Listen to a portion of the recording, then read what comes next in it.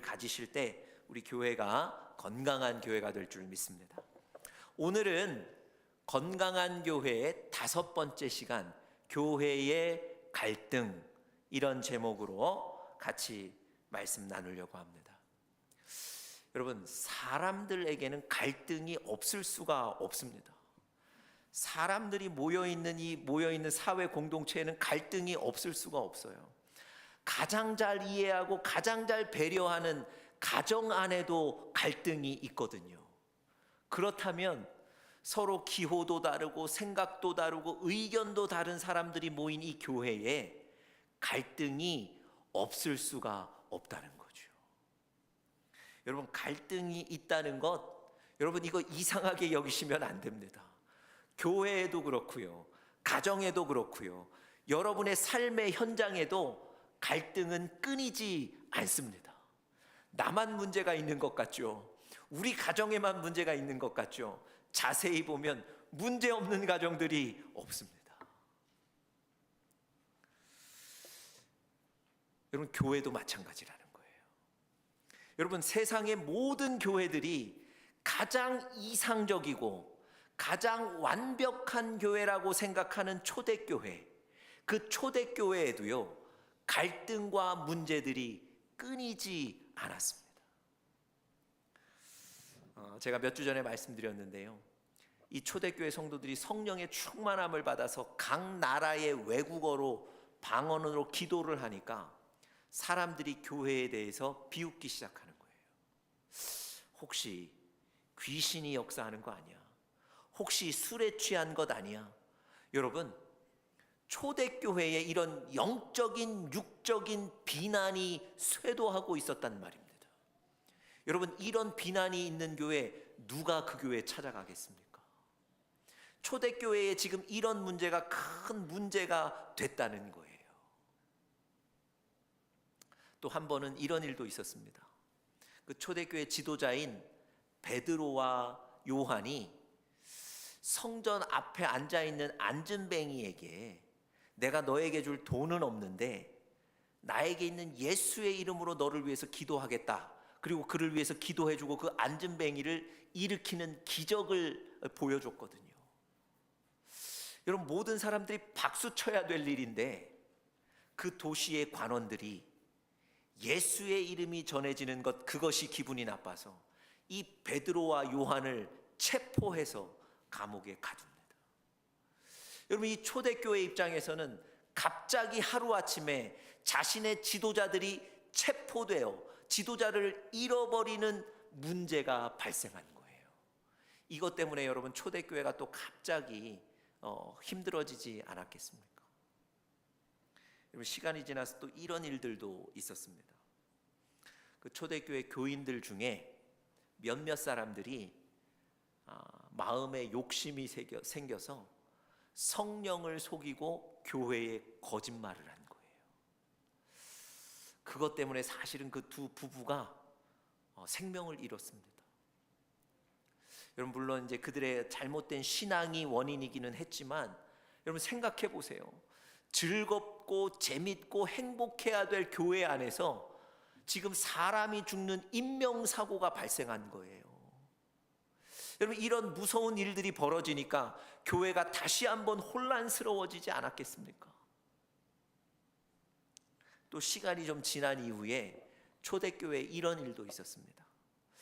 바울이 이방 사람들에게 복음을 전하고 이방 선교를 시작했거든요. 그러니까 이 초대교회 사람들이 두 편으로 나뉜 거예요. 한편은 바울의 이방 선교가 옳다, 그리고 또 한편은 바울의 이방 선교가 틀렸다. 여러분, 이렇게 교회 안에서 옳고 그른 어떤 집단들이 또 대립하고 갈등하기를 시작하는 거예요. 이건 이제 교회 안에 신학적인 문제까지 생긴 거예요. 여러분, 생각해 보십시오. 남들이 볼 때 가장 모범적인 교회라고 믿고 남들이 볼 때 가장 이상적인 교회라고 생각했던 그 초대교회 안에 이렇게 갈등과 문제들이 끊이지 않고 계속되고 있다는 거예요. 여러분, 하나가 해결되면 또 하나가 찾아오는 게 우리 인생입니다. 여러분 그러시죠? 야, 이제 이 큰 문제 해결했다. 이제 뭐 마음이 좀 가벼워지려 그러면 어디서 전화 한 통이 오죠. 아, 이 또 큰 부담을 지게 되는 거 아닙니까? 여러분 사실은 교회도 요즘 그렇습니다. 여러분 요즘 히터가 여러분 잘 나오는 거 여러분 아십니까? 이 추운 날에도 지금 온도가 잘 올라가고 있습니다. 아, 우리 이제 안수 집사님과 야, 이 큰 문제가 해결됐다 그랬는데 이제 뭐 다른 거 공사할 문제가 생기고, 예, 이런 게 사실은 인생이고 또 우리 살아가는 사회입니다. 여러분 오늘 본문에도요, 그렇게 이상적인 교회라고 우리가 믿었던 그곳에 또 다른 갈등이 일어나는 그 사건을 설명하고 있습니다. 그 갈등의 원인이 1절에 설명되어 있습니다. 1절 한번 보시죠. 그때 제자가 더 많아졌는데 헬라파 유대인들이 자기의 과부들이 매일의 구제에 빠짐으로 히브리파 사람을 원망했다 그랬습니다. 그럼 제가 한번 좀 설명을 드릴게요. 이 초대교회에는 아마 물건을 모아다가 어려운 사람들 돕는 구제 사역이 컸던 것 같아요. 그런데 여러분 이 구제 사역을 한다 그러니까 사방에서 사람들이 몰려드는 거예요. 그러다 보니 무슨 문제가 생겼냐면 분배가 불공정해진 문제가 생긴 거예요.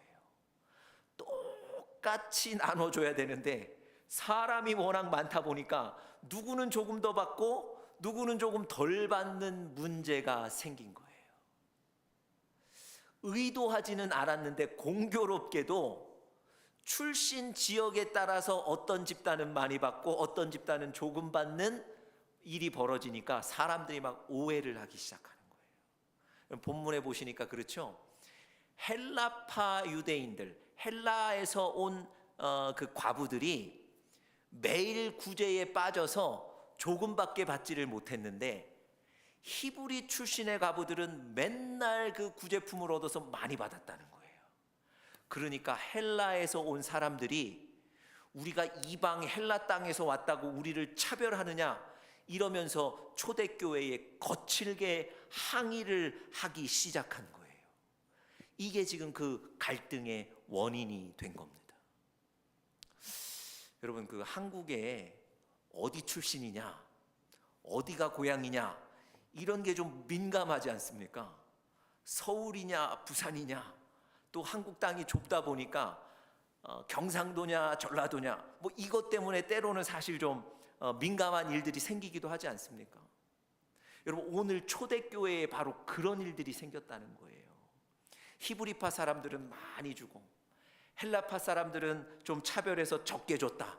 이런 오해가 생겨서 교회 안에 갈등이 커져버린 겁니다.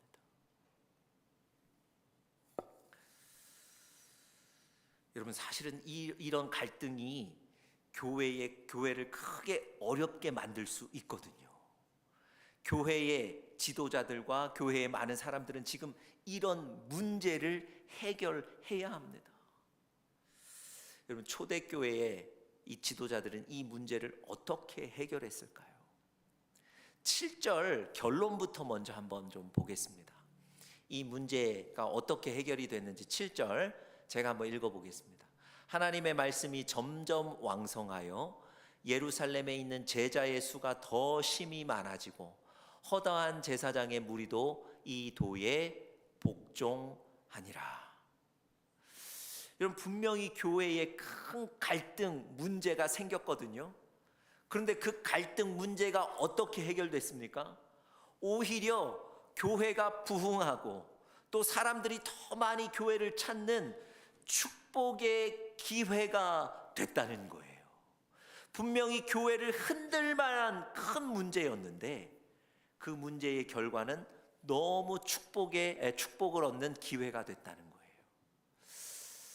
여러분 바꿔 말씀드리면 이 갈등을 잘 해결했다는 겁니다.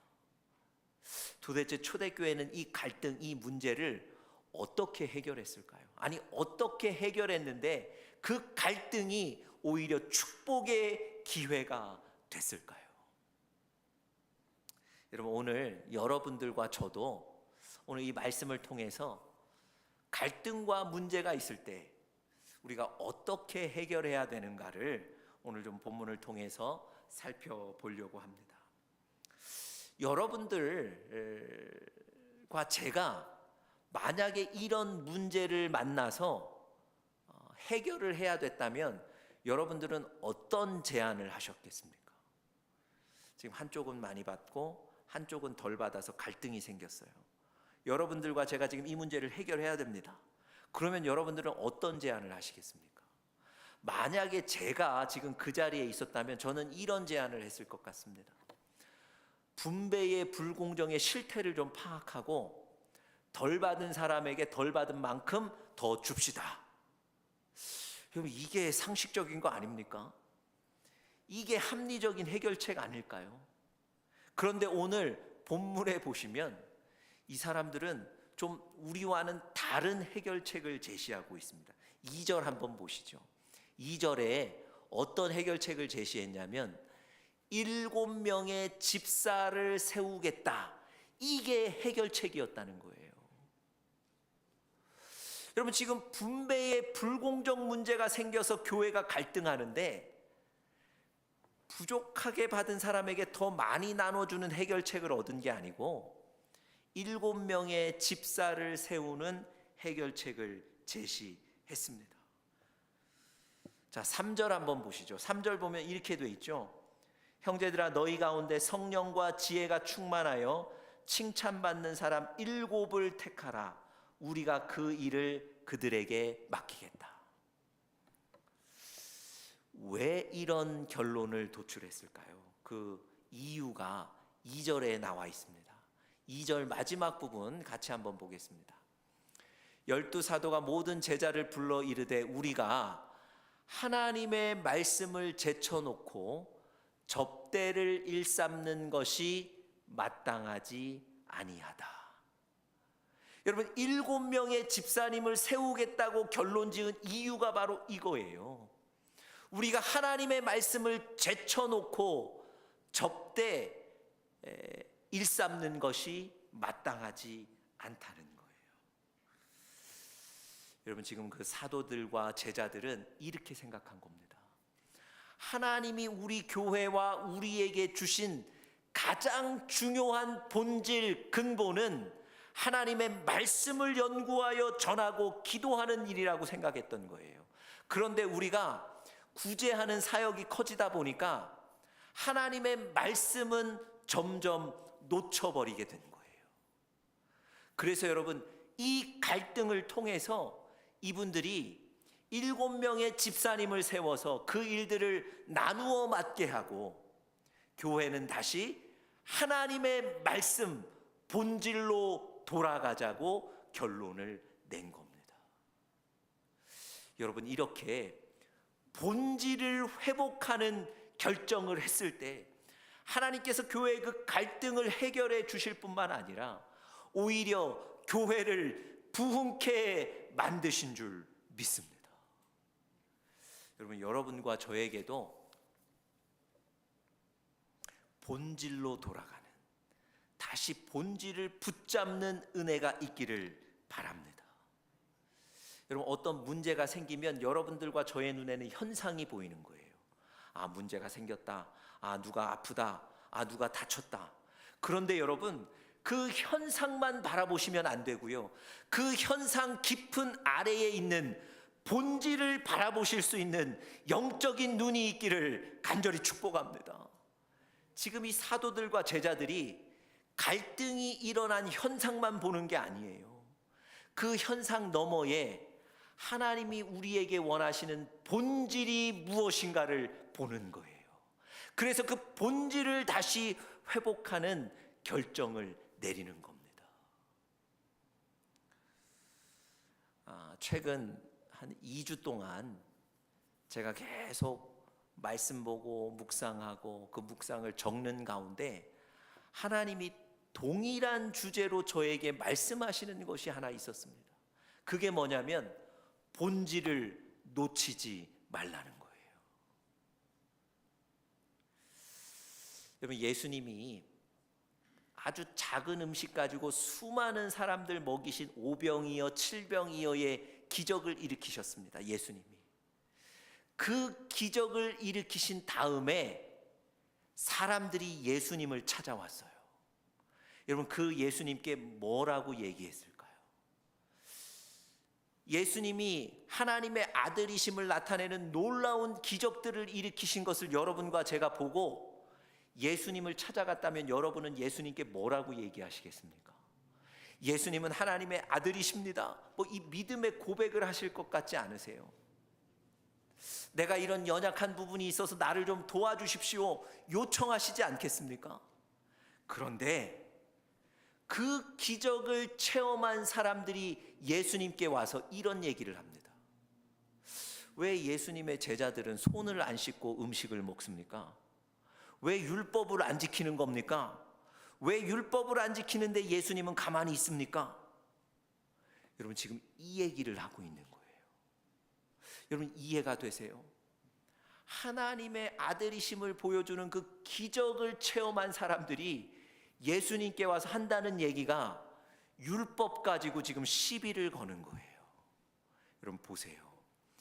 예수님이라는 하나님의 아들이라는 본질이 지금 우리 앞에 있는데 우리는 그 예수님을 붙잡지 않고 이미 죽은 율법만 가지고 논하고 있는 거예요. 혹시 여러분과 제가 신앙생활 그렇게 하고 있지 않습니까? 본질을 놓치고 있는 거예요. 여러분, 예수님이 이런 기적을 일으키신 이후에 제자들과 함께 배를 탈 일이 있으셨어요. 그런데 제자들이 아마 충분한 음식을 준비를 못했던 것 같아요. 배 안에서 13명이 먹을 음식을 준비하지 못하고 아주 적은 음식만 준비했던 것 같아요. 그러니까 이 제자들이 걱정합니다. 야, 이거 우리가 음식 모자라서 큰일 났다.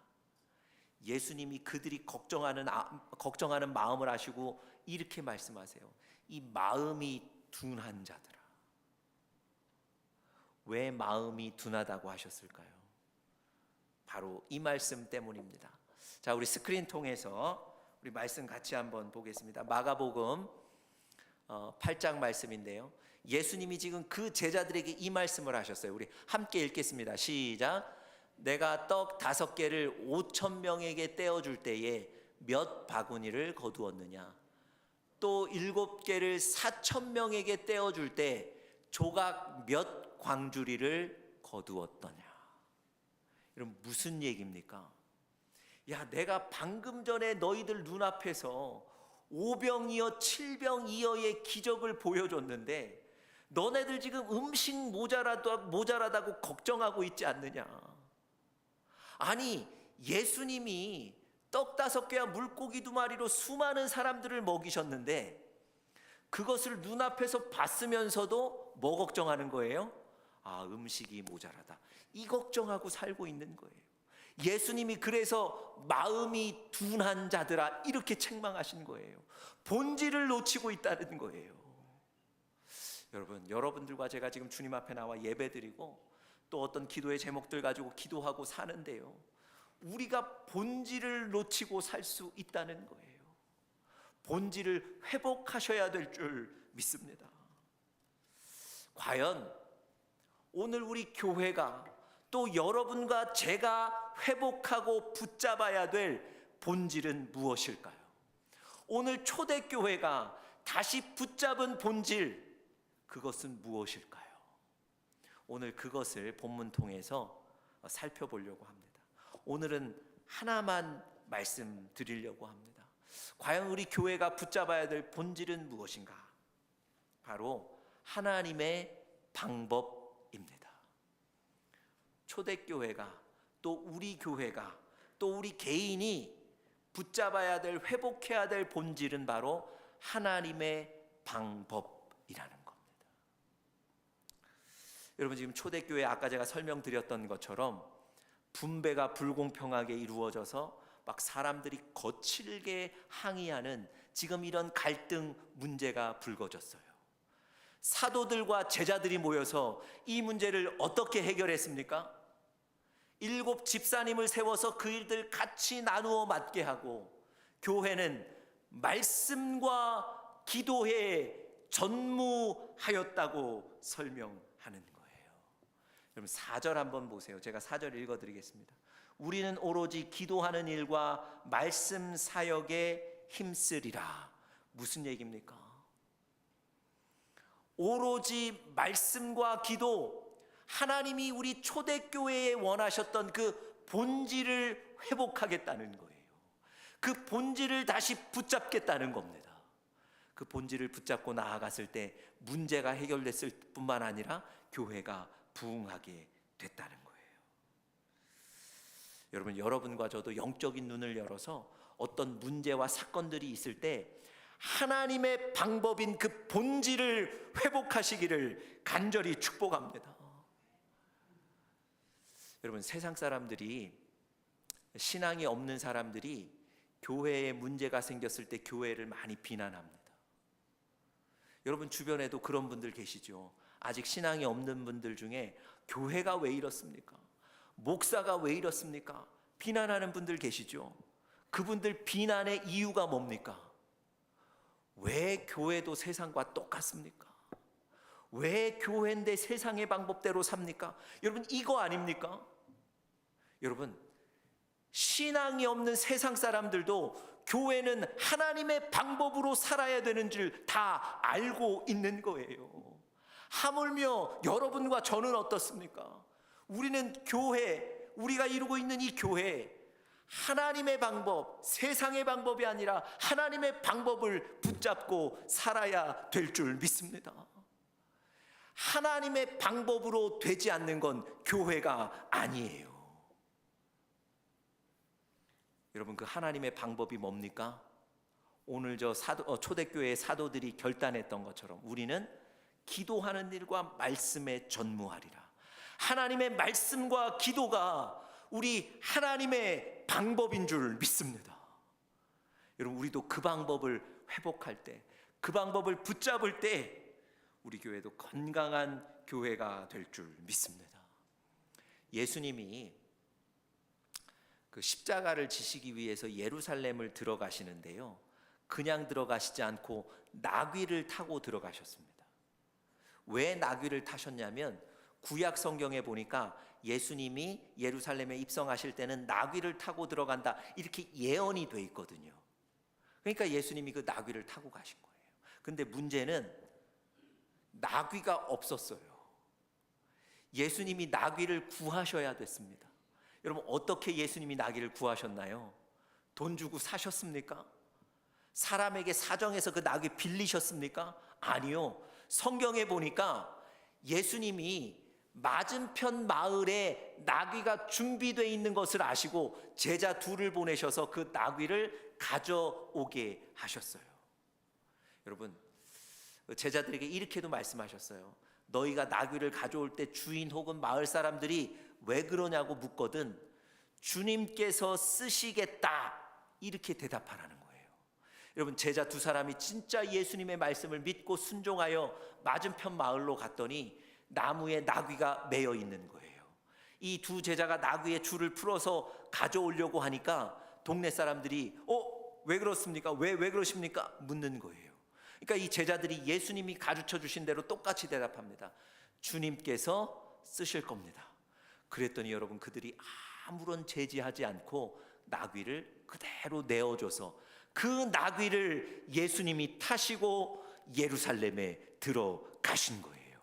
여러분, 제가 지금 설교하다가 갑자기 왜 이 얘기를 드리냐면 하나님의 방법은 다르다는 거예요. 사람의 방법인 돈으로 그 나귀를 사지 않았다는 거예요. 하나님이 이미 다 예비해 놓으신 것을 예수님이 찾아오신 거예요. 그리고 주님을 위해서 쓰시겠다 하니까 모든 제지하는 사람들의 그 제지가 다 풀려버리는 거예요. 여러분, 우리도 마찬가지입니다. 하나님께서 우리 교회와 우리 각자를 위해 예비해 놓으신 나귀, 하나님의 방법이 있습니다. 그걸 찾으시면 되는 거예요. 혹시라도 누가 뭐라고 하면 주님께서 쓰실 것입니다. 주의 교회와 주의 나라를 위해 사용합니다. 대답하시면 되는 거예요. 여러분, 그 하나님의 방법이 바로 말씀과 기도라는 겁니다. 제가 몇 주 전에 아까 설교 서두에도 말씀드렸는데요, 이 초대교회 성도들이 각 나라의 외국어로 막 기도를 하니까 사람들이 놀라기도 했지만 비난하는 거예요. 저 귀신 들려서 저런 거 아니야? 저거 술 먹고 주정하는 거 아니야? 뭐 이렇게 여러분 영적으로 육적으로 지금 이 초대교회를 비난하는 거예요. 여러분, 베드로가 지금 이 초대교회 문제를 해결해야 되는데 어떻게 그 문제를 해결했습니까? 사람들 찾아가서 사정을 얘기하고 양해를 구했습니까? 아니면 방언으로 기도하던 사람들 기도를 막았습니까? 그렇지 않아요. 비난하고 의심하는 사람들 앞에 나가서 설교하기를 시작하는 거예요. 주는 그리스도시요 살아계신 하나님의 아들이십니다. 그 아들 예수가 대속 제물이 되어서 십자가에 피 흘려 돌아가셨고 그분이 3일 만에 부활하셨습니다. 우리가 성경을 읽으면서도 아니 지금 의심한 사람들에게 지금 저 설교가 도움이 될까 의구심이 드는데요. 근데 베드로가 이 하나님의 말씀을 정확하게 선포했을 때 의심하고 비난하던 사람들이 그의 마음들이 바뀌어서 하나님께로 돌아오게 된 줄 믿습니다. 그날에 베드로의 설교를 듣고 3,000명이 돌아왔다는 거죠. 여러분, 하나님의 말씀은 능력이 있습니다. 사람의 방법이 아니라 하나님의 말씀을 붙잡을 때에 여러분 세상과 교회가 변하게 될 줄 믿습니다. 우리 히브리서 4장 말씀 우리 스크린에서 한번 보면서 같이 읽어보겠습니다. 여러분들 늘 아시던 말씀인데요. 히브리서 4장 말씀 우리 스크린에 좀 보여주시고요. 같이 한번 읽겠습니다. 시작. 하나님의 말씀은 살아있고 활력이 있어 좌우의 날선 어떤 검보다도 예리하여 혼과 영과 및 관절과 골수를 찔러 쪼개기까지 하며 또 마음의 생각과 뜻을 판단하나니 지으신 것이 하나도 그 앞에 나타나지 않음이 없고 우리의 결산을 받으시리에 눈앞에 만물이 벌거벗은 것 같이 드러나느니라. 여러분, 제가 수도 없이 이 말씀 드렸습니다. 여러분, 의사가 병을 고치기 위해서 수술할 때 칼을 쓰죠. 하나님의 말씀이 바로 그 칼이 되어서 우리의 혼과 영과 및 관절과 골수를 찔러 쪼개기까지 해서 우리의 마음의 병을 치료하시는 줄 믿습니다. 이게 하나님의 말씀이에요. 여러분, 이 말씀을 믿으시기 바랍니다. 오래전에 젊은 남자분이 제가 목회하던 교회에 나오셨습니다.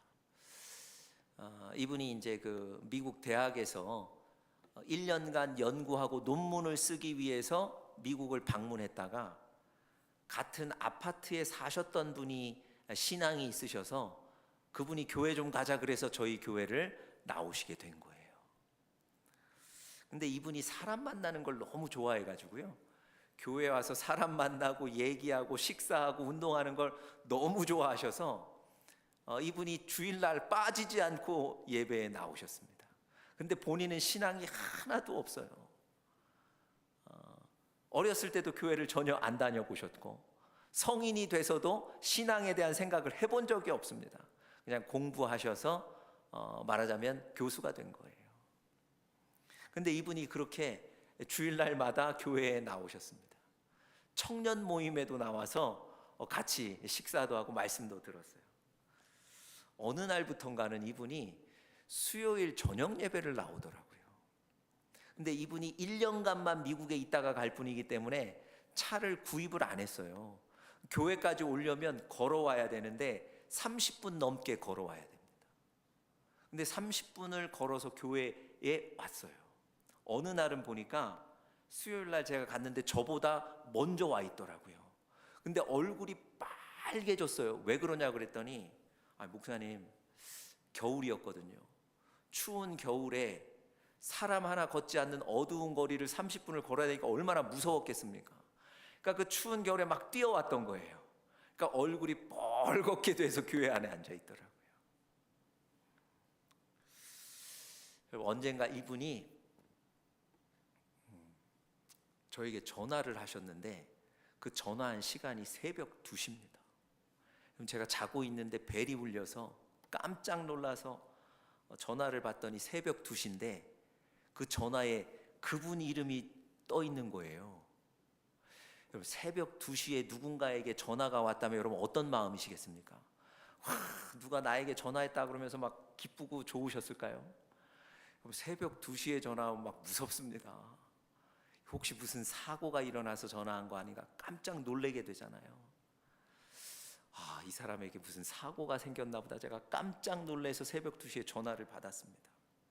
그랬더니 이분이 너무 조용하고 평온한 목소리로 목사님 그러는 거예요. 아니, 새벽 2시에 전화해놓고 목사님 그러는 거예요. 그래서 제가 물었습니다. 무슨 일 있는 거 아니냐고, 무슨 일이냐고 물었더니 이 젊은 교수가 이렇게 얘기하더라고요. 목사님, 저 예수님 믿기로 했습니다 그러더라고요. 아니, 예수님 믿는 것도 낮에 믿어야지 이거 새벽에 믿으니까 이게 깜짝 놀랄 일입니다. 여러분, 이분이 사실은 인생의 최대의 결단을 한 거예요.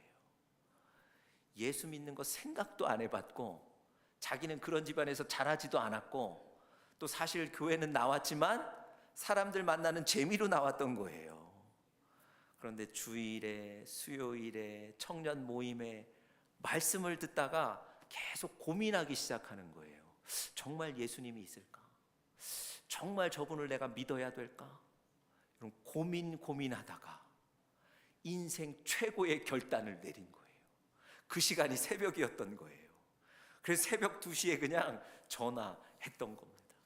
여러분, 제가 새벽 2시에 전화 받고 놀래긴 했지만 하나님의 말씀에 능력이 있구나, 얼마나 기뻤는지 몰라요. 여러분, 하나님의 말씀이 변화시키는 하나님의 방법인 줄 믿습니다. 하나님의 말씀이 믿어지면 때로는 병도 고쳐지고요, 하나님의 말씀 때문에 죄가 깨달아지고요, 그 하나님의 말씀 때문에 주님 앞에 돌아오게 되는 줄 믿습니다. 여러분, 기도도 마찬가지예요. 하나님의 말씀도 하나님의 방법이지만 기도도 마찬가지입니다. 여러분, 예수님의 제자들이 예수님이 잠깐 어떤 일이 있으셔서 다른 곳에 갔을 때 예수님의 제자들만 있었는데요, 그때 마침 누가 찾아왔냐면 아들이 귀신 들려서 자꾸만 막 물에도 들어가고 불에도 들어가는 그 아들 데리고 아버지가 이 제자들에게 찾아온 거예요. 그래서 부탁을 합니다. 우리 아들 좀 고쳐주십시오. 그러니까 이 제자들이 그동안 예수님 따라다니면서 배운 게 있잖아요. 그러니까 자기네들도 그 귀신을 한번 쫓아보겠다고 이것저것을 했는데 안 된 거예요. 그러니까 그 아버지와 주변에 섰던 사람들이 이 제자들에게 비난하고 항의하기 시작하는 거예요. 그때 마침 예수님이 오셨습니다. 예수님이 그 상황을 아시고 그 어린 아이 불러서 그 어린 아이의 안에 있던 귀신을 내쫓아 주셨어요. 그리고 그 상황이 다 끝났습니다. 제자들이요, 사람들 다 가고 난 뒤에 좀 머쓱했는지 예수님한테 와서 묻습니다. 왜 우리는 안 됐습니까? 예수님, 우리가 보고 배웠는데 예수님은 이렇게 귀신, 악한 영까지 쫓아내셨는데 왜 아까 우리는 못했습니까? 왜 우리는 안 됐습니까? 예수님이 그 제자들의 질문에 한마디로 대답하세요. 자, 우리 스크린에 예수님 대답 다 같이 한번 읽겠습니다. 시작. 기도 외에 다른 것으로는 이런 종류가 나갈 수 없느니라. 자, 우리 크게 한 번만 더 읽어보겠습니다. 시작. 기도 외에 다른 것으로는 이런 종류가 나갈 수 없느니라. 여러분, 예수님이 능력 있으신 분이셨지만 그분도 기도를 통해 그 능력을 나타내셨던 거예요. 예수님도 기도를 통해 하나님의 일을 하셨던 거예요. 여러분, 그 제자들에게 기도 외에는 방법이 없다는 거예요. 여러분, 여러분들과 저의 삶에 갈등이 생기고 문제가 있습니다. 우리 교회에도 갈등이 있고 문제가 있을 수 있습니다. 그때 본질을 회복하셔야 돼요. 그 본질이 뭡니까? 기도와 말씀에 전무하는 것. 여러분, 오늘 여러분들과 제가 영적인 눈을 열어 기도와 말씀이 본질을 회복하고, 그래서 문제를 해결할 뿐만 아니라 하나님의 복을 얻는 우리 교회와 우리 개인들 되시기를 간절히 축복합니다.